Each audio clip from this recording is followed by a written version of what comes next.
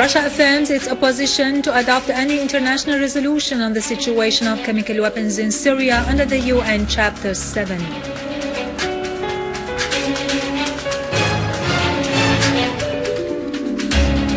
The Iranian and British foreign ministers stressed the need of reaching a political solution in Syria.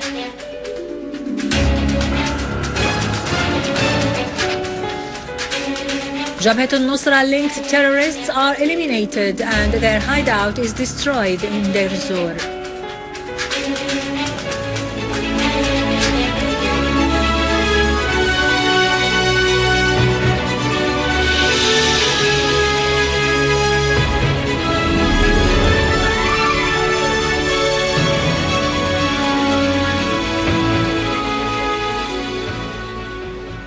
Good afternoon, ladies and gentlemen. This is Irado Krikorian with the news in English.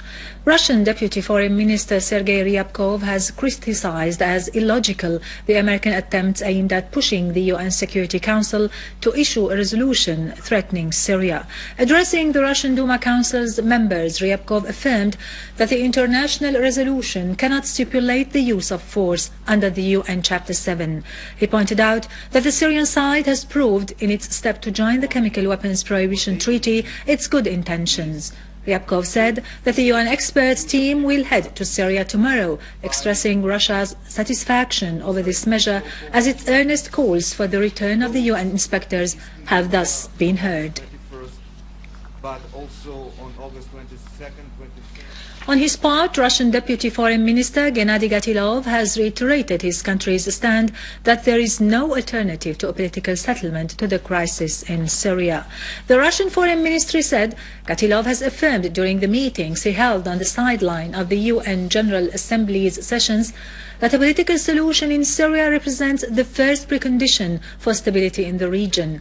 During his meeting with UN Assistant Secretary General for Political Affairs Jeffrey Feltman, the two sides discussed the situation in Syria in addition to the possible formulas for UN participation in the process of putting the chemical weapons in Syria under international supervision.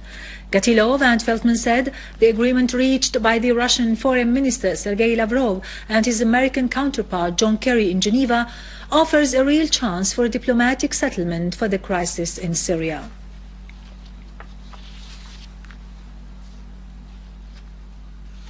Iranian Foreign Minister Mohammad Jawad Zarif and his British counterpart William Hague have affirmed the need to reach a political solution to the crisis in Syria and to hold the Geneva II conference.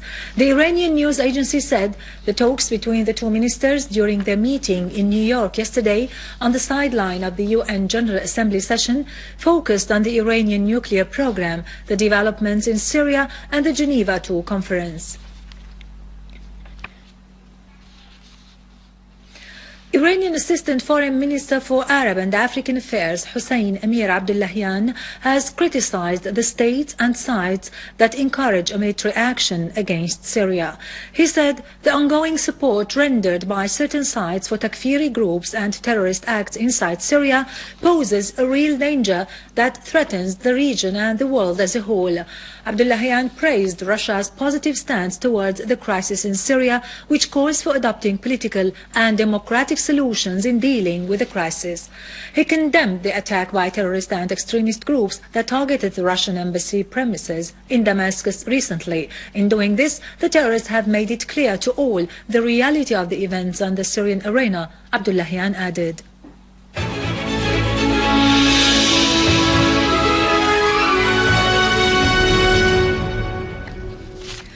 A booby-trapped car exploded at the end of Nisreen Street in At-Tadamon in Damascus, leading to casualties and many injuries.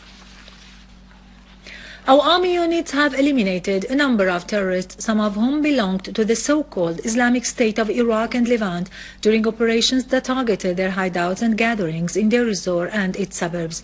A terrorist hideout was destroyed in Jdeyyat Aghedat. 9 terrorists were killed, including the so-called Abu Dajjana, leader of the group. Another army unit killed and wounded a terrorist group in Al-Muwaddafin neighborhood in the city.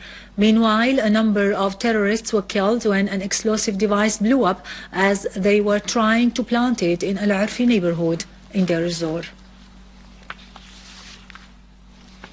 Our army units have killed and wounded several terrorists in Aleppo and its suburbs and foiled the attempts by terrorists to attack inhabitants in Salah ad-Din neighborhood and Al-Malikiya village. A military source said the army units also destroyed terrorist gatherings in the surroundings of Aleppo Central Prison, Al-Kindi Hospital, Al-Mansoura and Al-Bianoun villages, and Al-Faisal grinding mill north Dar Jamal in Aleppo suburbs. Terrorist weapons and ammunition were also destroyed on Dar Hafer Road, Al-Nayrab Camp, Al-Jabbul Lake, Khan Al-Asal, Al-Wadihi and Sheikh Saeed. A large number of terrorists were eliminated. The Syrian Arab Army and Security Forces units continue fighting terrorism and maintaining security and stability in Barza neighborhood. The Syrian Arab Army units, in cooperation with a special task unit of the Internal Security Forces, eliminated dozens of terrorists and destroyed their hideouts in Barza neighborhood in Damascus. During the military operations, tunnels were discovered in different parts of Barza neighborhood containing large quantities of explosive devices. Terrorists were using the tunnels to move and to store weapons and ammunition.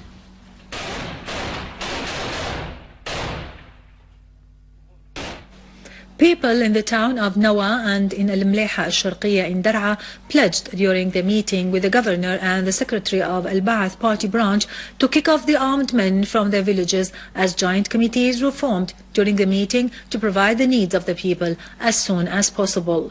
Governor of Dar'a, Mr. Muhammad Khalid Hannoush, along with Mr. Shukri Rifai, secretary of the Ba'ath party branch in Dar'a, met a delegation from the people of Nawa town and from the village of Mleha al-Sharqiyya with the aim of being informed about the services and rehabilitation of what has been vandalized by the armed groups. The governor of Dar'a was briefed about the damage of the infrastructure, which has had a negative impact on the services. In turn, Rifai stressed the importance of these meetings, which embody the spirit of cooperation and communication, stressing that Syria is steadfast in that targeted all aspects of life. During the meeting, the people of Nawa formed committees to normalize life in the city and to provide all services in order to secure the return of the displaced to their homes.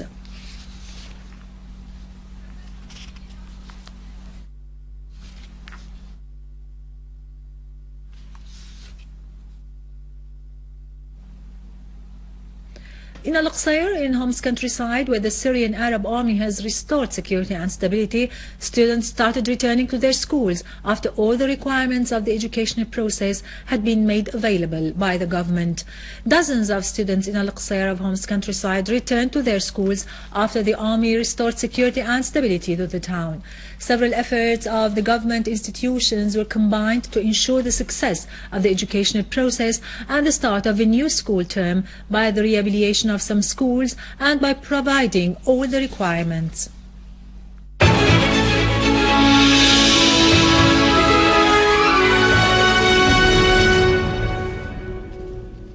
Welcome back. In Iraq, 8 people, including 7 policemen, were killed in 2 terrorist attacks that targeted 2 police stations west of the country. Iraqi police said that armed men attacked with machine guns and mortar shells 2 police stations in Rawa and Ana in Al-Anbar, west of the country, killing 7 policemen and a civilian. Kenyan Foreign Minister Amina Mohammed said that 2 Americans and a British woman were among the gunmen who attacked the Westgate Mall in Nairobi, killing at least 69 people.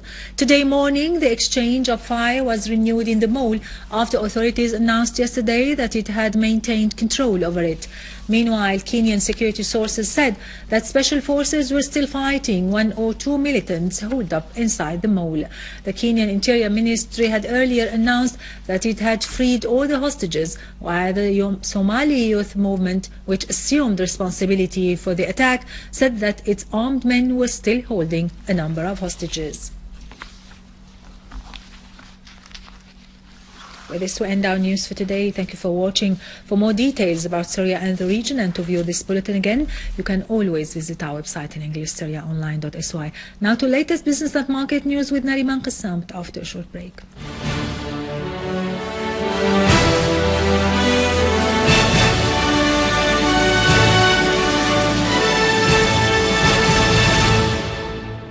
Ladies and gentlemen, good afternoon. The marketing manager at the Ministry of Agriculture has asserted that the Ministry's plan includes looking for new mechanisms to inspect agricultural products, which was adopted by the Standards and Metrology Commission, and to develop the necessary legislation to ensure that our agricultural products meet the international standards.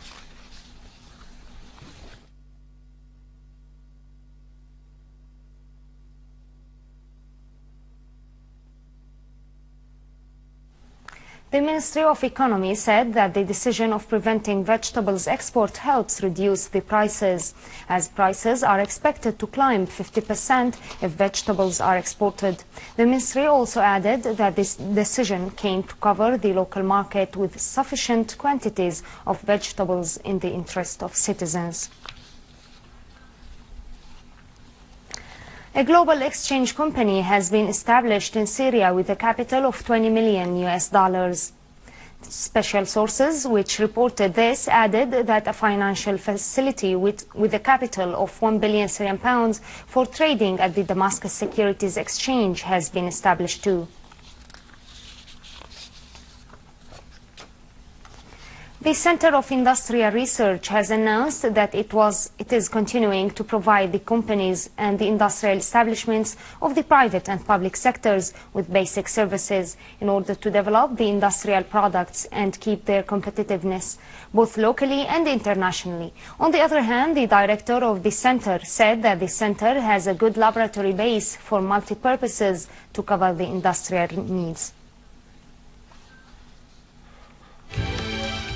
Oil prices of the U.S. crude oil traded near the lowest price in more than 6 weeks. The futures slightly changed after closing yesterday at the lowest level since August. Brent for November settlement slid 5 cents to reach $108 a barrel.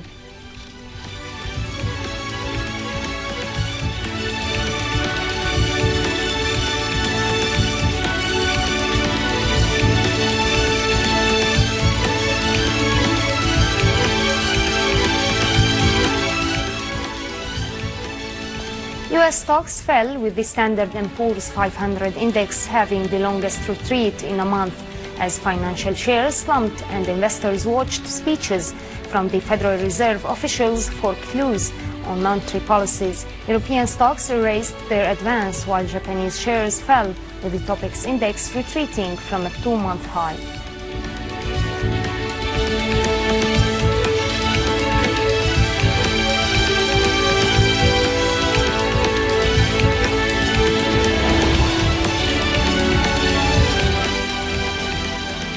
Gold snapped a 2-day decline on speculations that the demand may strengthen before China's Golden Week holiday, as lower prices have lured buyers. Gold for immediate deliveries rose 0.5% to reach $1,329 an ounce.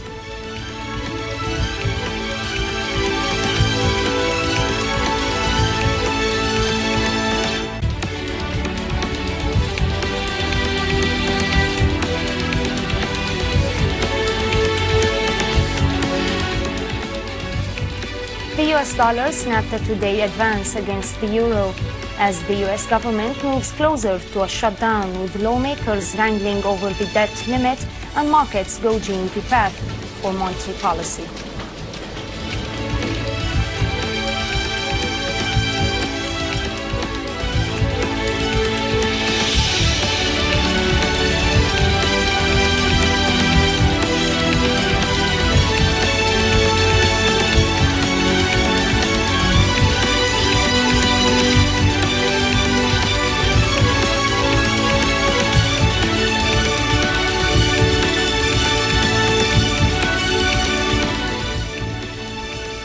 Ladies and gentlemen, this was our economic news for today. Thank you for watching. Goodbye. Have a nice day.